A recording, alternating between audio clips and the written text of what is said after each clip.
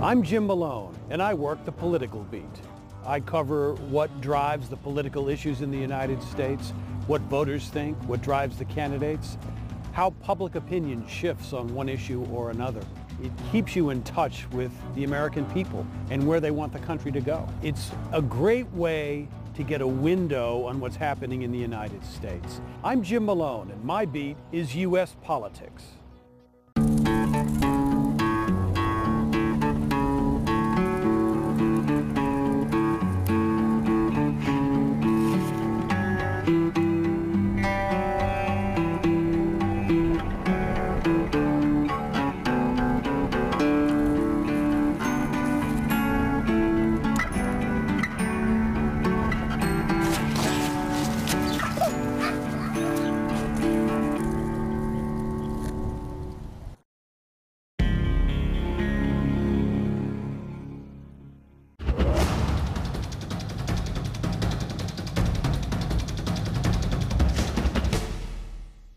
This is Border Crossings. My name is Larry London, and I'll be your host for today's show as we welcome a music star from the 1980s, whose hits include Every Time I Think of You, Change, Back on My Feet Again, and of course, the #1 song, Missing You.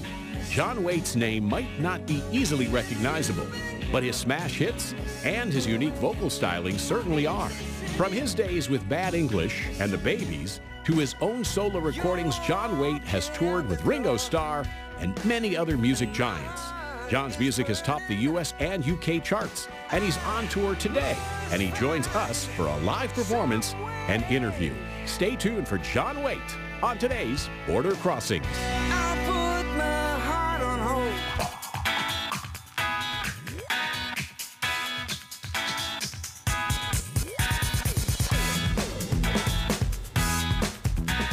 Hi, this is Larry London. Welcome to Border Crossings, and what a great show we've got for you today. I'm very excited myself because I'm a fan of this man and his music over the years, going back as far as the 70s. And we welcome to D.C. and to Border Crossings and to the worldwide VOA audience, John Waite. Welcome to our studios. Oh, it's great to be here, Larry. Thanks. It's a pleasure to meet you in person. I have been playing your songs with the Babies and with Bad English for many, many years. And so have I. So have you. Probably many more times, I'm sure, than I have. But I love the songs. I love your music. Thanks. I love your sound and everything that you've been putting out. And are you on tour now for a new album? There's a greatest hits called Best. And there's like 12 songs that span the whole career. Mm-hmm. That's just come out, that's in the shops. And we got one called Wooden Heart Volume 2, which is like a retrospective. It's an acoustic anthology. And Missing You's on there, Isn't It Time, some of the really big songs, and then some of the obscure songs from past albums that are acoustic. It's an amalgam of like new cuts and old cuts. But it's a beautiful record. It came out of nowhere. Mm-hmm. It only took a day and a half to record the 6 songs that are on the 12 tracks. And I didn't know what I was doing. I was going in there to cut 4 tracks for an EP, because the Volume 1 was an EP. Mm-hmm. And it became 6 tracks, and then I just added these other tracks in, and it was this album. But it's like, it's Spartan, it's stripped down. Sometimes it's just me and one guitar. A lot of it is just me and one guitar. But it's got something that I didn't expect it to have, and it's really kind of an experience listening to it. It really surprises me. It happens so fast. What's the vibe on the new album? I know you've kind of evolved over your career, and for a while it was rock, and then you did a little bluegrass, and you worked with Alison Krauss. Yeah. So, where's the new sound for these days? Well, no, I started off on the acoustic. Mm-hmm. I really did. My cousin Michael Deegan, he's with the Temperance 7, which is a trad jazz band in England that were big in the 50s and stuff, but he's the banjo player. Mm-hmm. And when I was a kid, he was a painter who went to art school, but he'd play me Jimmy Rogers songs and Hank Williams and Big Bill Broonzy, and it all came from this national big acoustic guitar with a resonator, and then he would play like acoustic. But I grew up listening to that before I heard rock and roll.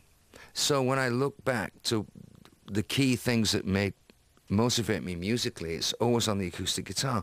Even as far back as the Babies, the best songs were all written on the acoustic.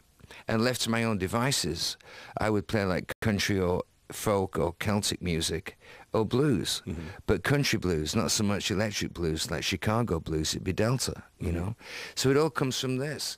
And as I got older, especially when I got out about English, when that broke up, I went straight back to the acoustic. It was so natural. I was living in New York City, and the reason for playing the acoustic at that point, other than just I loved it, was that you couldn't make a lot of racket at 2 in the morning. You know, people would knock on the doors and you'd get evicted, you know. So I had the acoustic with me all the time. But it spoke to me, and it always has. And so at this point in my life, when I don't need to sort of do anything other than what I want to do, you know, this is what I'm doing now. It's just gone back to what I loved as a kid. What's the name of the new album? It's called Acoustic Anthology, Wooden Heart Volume 2. Excellent. Well, and that leads me to believe there's going to be Volume 3. Yeah, no, I mean, I'm already thinking about that. We got some downtime in November and December, and there's so many songs, you know. I mean, I've got some of the songs that I want to recut from the Babies, like You.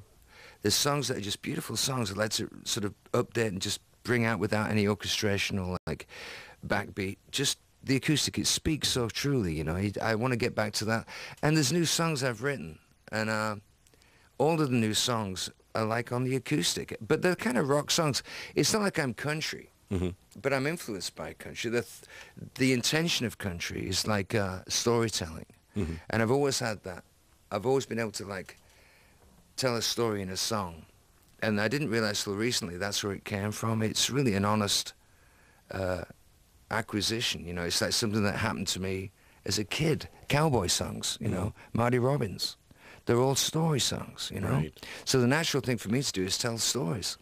But it works on the acoustic, not so much on the electric. Yeah, there's not many storytelling guitar-based bands these days. I mean, you know, you have an artist like Ed Sheeran, for example. Yeah. He tells stories, plays the guitar. So it's you get great. it in country. You get it in country and you get it in bluegrass. But in rock's something else. Yes. Rock, unless you like Bob Seger, who can, like, and obviously Bruce Springsteen. Right. There are people that really own Dylan, that. the legends, Bob Dylan, you know, I mean, Dylan's like you know, he's Dylan. There's only one Dylan, and he's the boss. We've got John Waite in our studios on tour for album 11. And Is it? I guess you're not counting anymore. No, I was. I thought it was more like 20, actually. It feels like it, huh? No, it's 20. Oh, wow, the solo records, it's 11. But if you put Bad English in there and the That's Babies, true. It's it gets probably to like 20. 20 or 21. Yeah, and It's 40 insane. years, right? 40 yeah, plus more years. than 40 years. I think somebody's trying to make me look good, but I said it's 40 years. It's more like 43 or something, you know? Well, you look great. Oh, thank you. And introduce the guys in the band. Before. On the stool. In the stool? Yeah, we couldn't bring a drum kit. They couldn't fit it in. So we got him on a stool. This is Rondo, Michael Rondo Gillum. He's from New Jersey, and he's been with us for about 10 years. And here we have the man himself, the man in black. This on bass guitar from Philadelphia. We have Tim Hogan.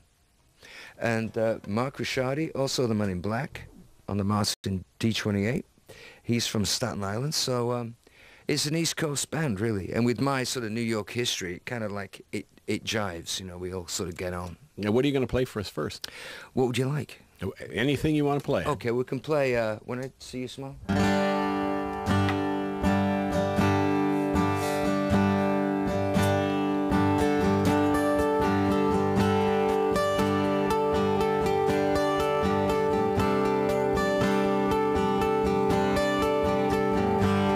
Sometimes I wonder how I'd ever make it through this world without having you. I just wouldn't have a clue.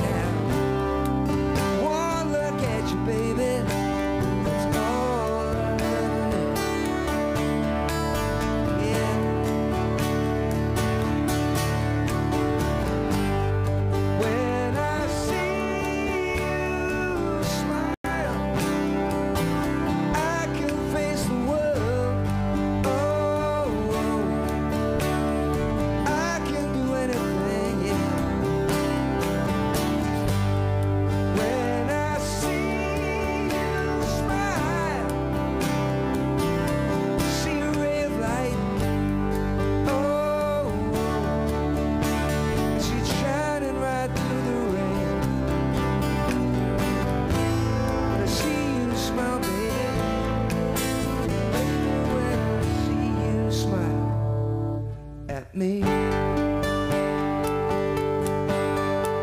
Oh yeah, every day in my life. All right, smile at me, yeah. Wow. Huge hit. John Waite. Great song. 1989, you co-wrote that with Diane Warren? Yeah, no, Diane Warren wrote that. She wrote the song? Yeah, yeah. Old friend of mine from way back. Wow. Yeah. And where were you when you heard your song on the radio for the first time? You remember? Me, I was on PCH with the babies. The top was down. We were going off to see Ronnie Wood from the Stones at Malibu Colony. And a mutual friend was going to take us over there to say hi. And we're driving up the PCH with the Pacific on the left and California on the right, and just blazing up PCH. It was an incredible thing, you know. I mean, it's like, I guess you think you've arrived when you hear your song on the radio. I mean, it's the first time. Did you have to pull over to the side of the road? No. We just sort of sat there and listened. I think when you hear it for the first time, nobody speaks. When the babies first came to America, we came down Sunset Boulevard, and there was a gigantic billboard over, just by Tower Records, not over Tower Records, but seeing a billboard with your name on it, that's something else. That's the same thing for me. It was the same memories that I have of LA and being in the babies, being a kid and being that successful. It was, it has a lot of impact. You know, you remember that, like a picture book, you know. There's a big risk when you are in a big band like the Babies, and then you make a change to another band with a totally different name. And so what precipitated that? What caused you guys Well, no, the Babies just broke up after 7 years. We'd really run our course. That was the end of it, really. I went back to England, got married. I kind of quit. And it was enough for me. I thought, well, I've made 5 records and I've had a good time, and I'm, you know, I'm not even 30. It's kind of like, it was a great time to say goodbye. And I don't know whether they felt the same way, but I'd definitely given it everything I could. I went back to England, bought a small cottage in the country, got married, settled down. And then I started to miss New York, which was kind of weird because I'm living in the countryside. You know, it's like, you know, all creatures great and small. You know, it really was. It was the Lake District and small, beautiful little village in Sedber, near Kendal. And 2 lawyers got me out of a record deal. And I went to LA to meet EMI, and they signed me to this really good deal. And I didn't go home for about 3 months. It was like one of those things. I started to write the record, and it happened. It happened so quick. I'd had such a lot of time off that by the time I hit the ground again, I was not just running, I was racing. You know, I was really understood what I wanted to do, and I was no longer with this other record company, and the new record company actually liked what I was doing, you know. So, and man, it happened so quickly, you know. And instead of just doing like some work, meeting a few guitar players, signing the deal and going home, I had to stay in America and finish it, which leads us into missing you, because at the 11th hour, we were mixing the record. They had this great band, Donny Nosov on bass, Gary Myrick on guitar, and Curly Smith on drums. It was a tragically great band. And we'd blazed through this record, written a lot of stuff together, but I knew we hadn't got a big single. I just knew it, and there was something missing. It's like making a jigsaw puzzle, and there's a piece missing, and everybody's looking at the jigsaw going, yeah, it's great, isn't it? You're going, yeah, but there's a piece missing, and nobody got it. And I was going away while David Thorner was mixing. And I was trying to write something else, and I didn't even know what. And a friend of mine had this backing tape. We were working on this song in his studio, and I'm in the bedroom singing on this mic, and he's got a studio in his living room. And we were trying to find this tape we'd been working on for this song. We couldn't find it. It kept stopping the tape machine. And he hit the button at the wrong time, and this backing track came up. And I said, what's that? He said, oh, it's just, I'm just, you know, it's nothing. I just did it last night. And it was like, boom, dun, dun, dun, dun. And I thought, no, that's right up my street, that. What do you got? So he put that up on the headphones and the mic. And I went back in the bedroom microphone situation and sang the first verse chorus of Missing You without missing a beat. And that's what I was saying about, like, knowing there's a piece missing. Your subconscious is working overtime. I haven't been back to New York. I haven't been home to see my wife. And I'm really kind of feeling it. And Missing You came out, you know, and on that microphone, in that moment, after the first chorus, I choked. You know, it was like everything I've been walking towards in my life happened in that moment. And I knew that it was number one, and I knew my life would never be the same again. And that's, you know, true story. Can you do Missing You? Would you do Yeah. this? Great. We can. This is the song that knocked What's Love Got to Do with It? Yeah, Tina Turner, right off the Tina chart. Turner. Knocked her right off the My throne. heroine. I just, you know, it was, and I got to meet her the week before. Oh, boy. At a party, and I leant over and I said, you know, I'm number one next to you. That's right. You know, what a way to say hello to Tina, you know. But she was very gracious, you know. Wow, fantastic. Missing You, John Waite.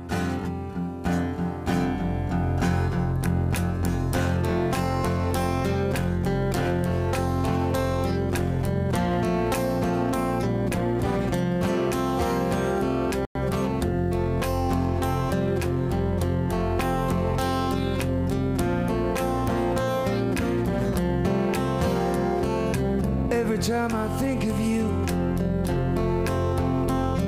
I always catch my breath, and I'm still standing here, and you're miles away, and I'm wondering why you left. And there's a storm that's raging through my frozen heart tonight. I hear your name in certain circles, and it always makes me smile.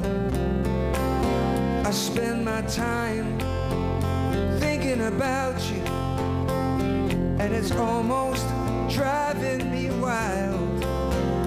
And it's my heart that's breaking down this long distance line tonight. I ain't missing you at all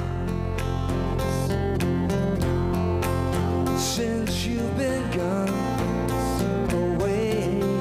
I ain't missing you at all. No matter what my friends might say, there's a message in the wire, and I'm sending you the signal tonight. You don't know how desperate I've become, and it looks like I'm losing this fight. In your world, I have no meaning, though I'm trying hard to understand. That's breaking down this long distance line tonight. I ain't missing you at all. Missing you since you've been gone, missing away. I ain't missing you at all. Missing you. No matter what my heart might say. There's a message that I'm sending out, like a telegraph to your soul. And if I can't bridge this distance, stop this heartbreak over below, I ain't missing you at all. Since you've been gone away, I ain't missing you at all. No matter what my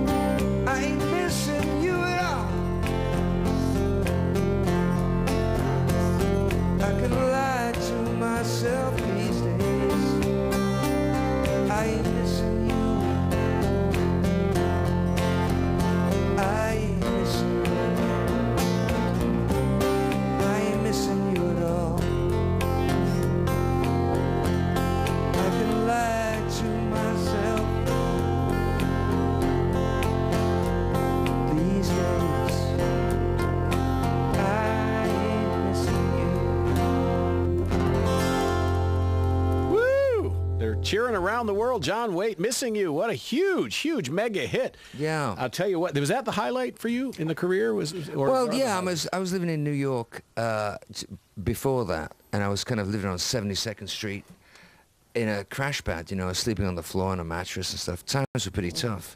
And I got to know all the neighbors and the old ladies on the street and the newspaper sellers. I was a New Yorker, you know. And then when I came back to New York, I'd go up there and see these people, and they were kind of real proud of me. And it was kind of, I really felt validated with that. It wasn't so much the #1 thing or the success. It was like being in New York, and 6 months before, I was living off like $200 a week in New York. You know, it's kind of tough. And then I was sort of like, you know, top of my game, really. But the thing that really touched me was that the transition from being, and they were kind of like really proud of me and pleased. And I really took that to heart. I thought that was really kind of wonderful, you know. And the rest of it was great too. Right. When you're #1, you always get a good table in a restaurant. And no sleeping on the floor anymore. No, well, it was a mattress, but it was pretty funky. You know, it was like Me and the Roaches. You know, it was pretty serious. Now, you guys chose the name Bad English. Yeah. And right at a time when there was a band called Modern English. Well, you know, I never thought of that. But it was meant to be the spin you put on a ball when you're playing pool.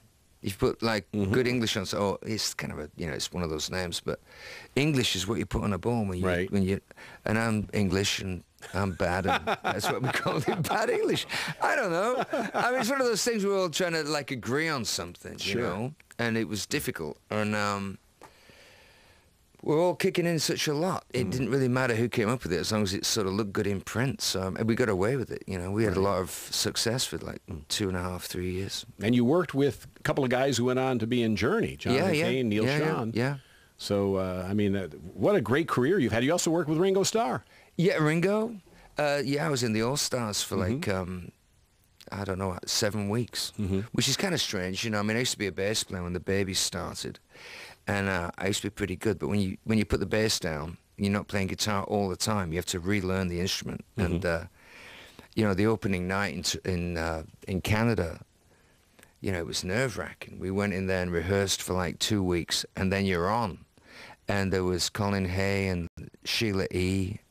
and Paul Carrack, some major songwriters, you know, in that band. So there was songs that were like Spanish, you know, hip-hop dance, super hip, sort of like Sheila E. songs. Then there was this beautiful Paul Carrack songs that were soulful. He's a great singer, keyboard player. And Colin Hay's stuff, which was almost like reggae. So you had to learn all those songs, you know, and then play your own songs. And, you know, I looked down and he said, and now here he is, Ringo Starr, and the curtains go up, you know, and I looked down at the bass, and I'm playing this bass, and I swear to God, it went from being a bass guitar into this sort of like object with steel strings on it, and I didn't know one end of it from the other. I mean, it was like, you know, looking at it going like, where do I begin, you know? Pleasure to talk to you. I know you got one more song for us. Have we? Yep, one more. John Waite's here. 2, 3, 4.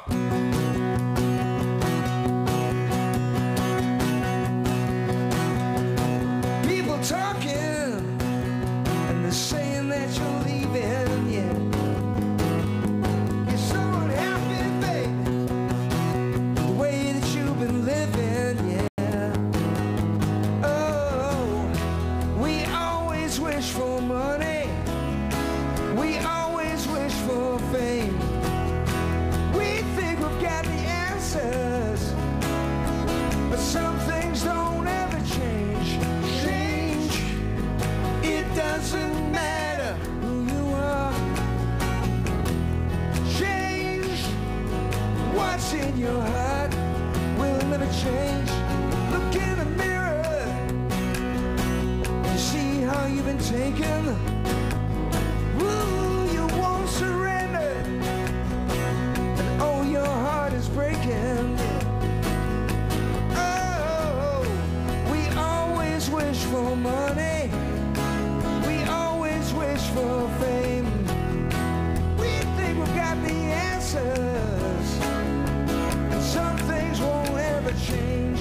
So change, it doesn't matter who you are. Change what's in your heart will never change at all.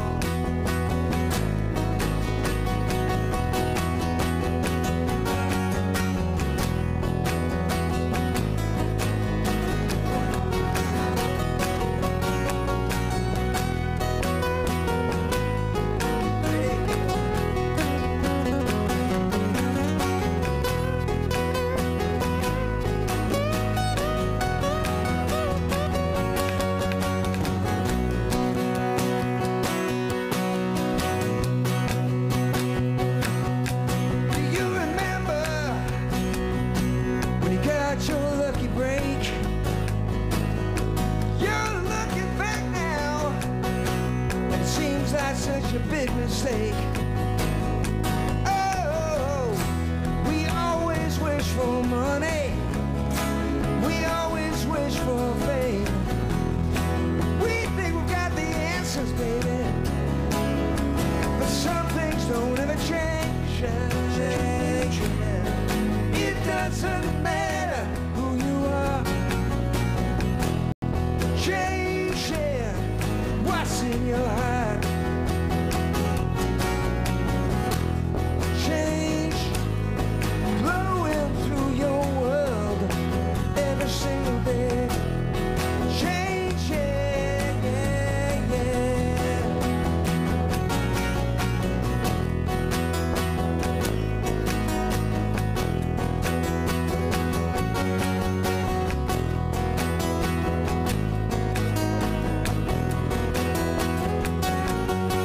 Meet the new boss. Same as the old boss now. And we won't get fooled again. No way. We won't get fooled again. No way. Meet the new boss. Like the old boss, yeah. We won't get fooled again. Yeah, yeah, yeah.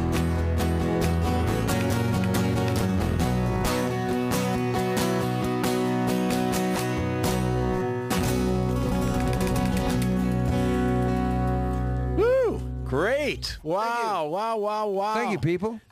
John Waite. An audience here. You got your audience. You got your fans around the world. Those Yeah. you can see and those you can't see. And people have been buying your records. New York, man. Yeah. Supporting your music. And what an honor it is to have you in our Well, studios. I really enjoyed it. So tell me, John, your album name again, the new It's album? called Wooden Heart Volume 2, Acoustic Anthology. There's a Volume 1 that's only 4 tracks. That's an EP. This one's got, I think, 12 or 14 songs. I forget. But the best things I've done, certainly as a singer, and being able to choose some of those songs and bring them back, like Missing You. Isn't It Time by the Babies, but just unplugged. Right. In God's Shadow, that I wrote with Keith Reed from Procol Harum. Just some beautiful. I mean, I like them, but I mean, it's a joy. I mean, you get older, and it's a joy to sort of look back at your career and do the stuff that you love so much, and it still have impact. It means a lot to me. Well, what a pleasure to have you here. Thank you, John, for doing this. God bless you, you guys. Great Thank band. you for having us. We really appreciate it. Can't wait to have you back. Thank you. John Waite, our guest, and you're watching Border Crossings. I'm Larry London.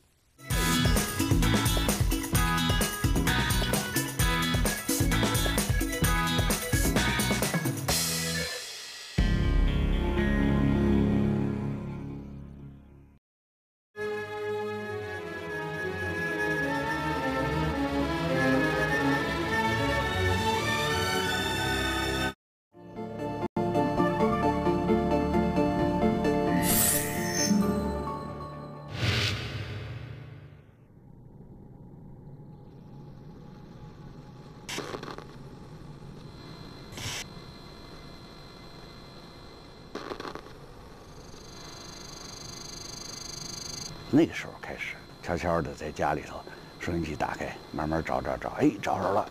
共产党、解放军占领上海，我爸爸每天声音很小，就听着那个电台。很快的被我妈给发现了，不许听了，坚决不许听。不许乱讲，不许跟别人讲，将来就是要杀头的。坐牢，一定是坐牢。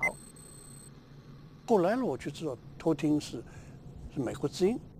这里是美国之音中文广播，跟着是哒哒滴滴哒滴哒。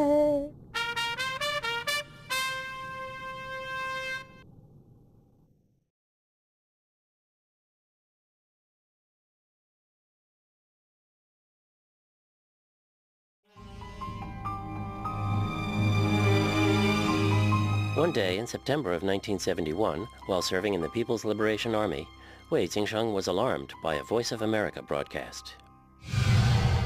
首先提到中国有架那个专机，在外蒙古坠毁了，这肯定做大人物啊，能做专辑的有谁呀？不就仨人吗？主席林彪，总理。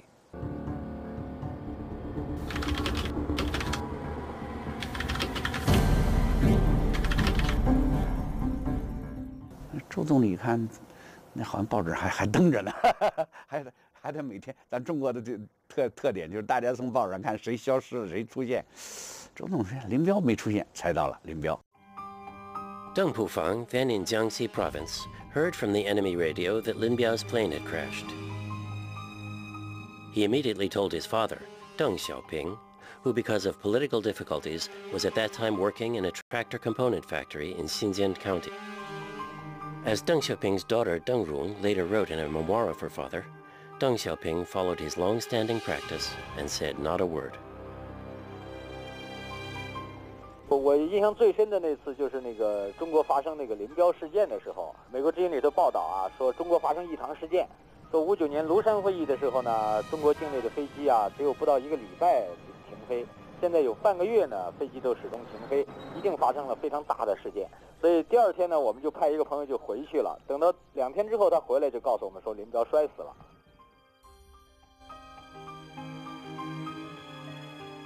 The author Zheng Acheng was at this time a sent-down youth working with the Yunnan Production and Construction Corps. In the essay Listening to Enemy Radio, he wrote, "The Lin Biao incident of 1971 was reported almost the same day by foreign broadcasters. It was a key event of the decade. The myth of Mao Zedong instantly collapsed. What had begun with a wave of Mao's hand at the rally of August 18, 1966 at Tiananmen Square, no, earlier when Liu Shaoqi first proclaimed Mao Zedong thought, that long hypnosis had now, at this moment, come to an end." The late Chen Ziming, a scholar of politics officially named a black hand of the Tiananmen pro-democracy movement, wrote, "In the 70s, Voice of America became a main source of information for young people in China. After the Lin Biao incident, listening to enemy radio became very widespread, because people felt official channels were not providing genuine information." 我们在部队的时候也给反革命小组织，也就是林彪事件之后，大家觉得这怎么特奇怪，这很多人都觉得这共产党这不对劲儿，这个怎么那么亲密战友，又是接班人的，怎么就给弄下去了？哎，于是我们这些原来的老反革命就在部队里开始串联，很快的形成一些小团体。当时这种老乡串老乡的团体啊，大家议论说美国之音又说了什么了，你要不知道啊，你觉得特丢人；知道了以后，都觉得这是一个很重要的信息来源，这是一种言论自由的补充。大家就想听不同渠道来的不同的声音。In 1966, Mao Zedong initiated the Great Cultural Revolution. Controls over Chinese political institutions, society, and information became even more extreme. But extremes can provoke reactions, and the stifling political atmosphere led many young people to seek other voices for balance. 我想66年的年底吧，11月份的时候，从那个时候，底下就有人传，哎，有一电台，美国之音，那里头说的跟报纸上说的不一样。你比如说，老毛把刘少奇啊什么弄起来了以后，哎，美国之音就有一些完全不同的说法，说老毛这个搞文革的目的啊，不是什么文化革命，啊，他是为了什么权力斗争，要把这个政治对手搞掉。哎，我们听着就很新鲜啊，哎，跟现实也很符合啊。你看很多人的老爹，一个怎么都跟着都完蛋了，而且说刘少奇，他到底有什么事儿啊？这种事儿，真的假的？哎，有不同的声音以后，人们就开始产生想法了。毛主席教导我们说，知识青年到农村去。In December 1968, Mao Zedong started sending teenage students from the cities to the countryside. One of these sent-down youth was Ren Yi, a senior in a Nanjing Model High School. 我下农村时，我们班上有个很好的同学，他是我们班上48个人当中唯一2个没有下农村的。他是因为残疾是驼背，他没下农村。但是这个同学他有一个特好的技能，就是钻背半导体。他给我们几个比较要好的同学每人钻了一步，那个年代装一部半导体要10多块钱，这10多块钱是天文数字的。他竟然给我们每个同学装一部半导体，那个半导体有特殊的功能，专听美国之音。Chen Yizi was an undergraduate at Peking University in 1965 when he wrote a 30,000-word letter to Mao Zedong charging the party and the nation with being undemocratic. He was labeled a counter-revolutionary.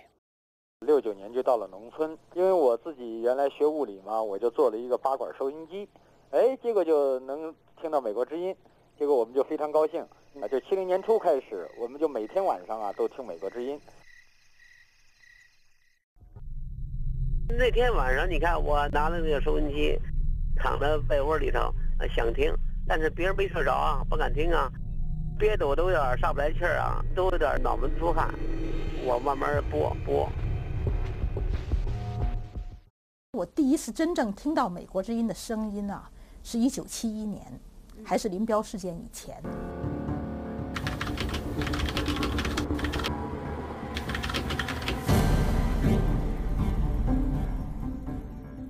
我弟弟啊，比我小1岁，是收音机爱好者。他从12、13岁开始吧，就在装收音机。我是当时只有一个耳机，就是耳机是一个耳朵塞在那儿，而且晚上我记得特别清楚，要拿手摁着，半夜3更的时候才能听到。那时候第一次听到美国之音，杂音非常多，可是每次听到啊，它能给你一些非常新鲜的东西。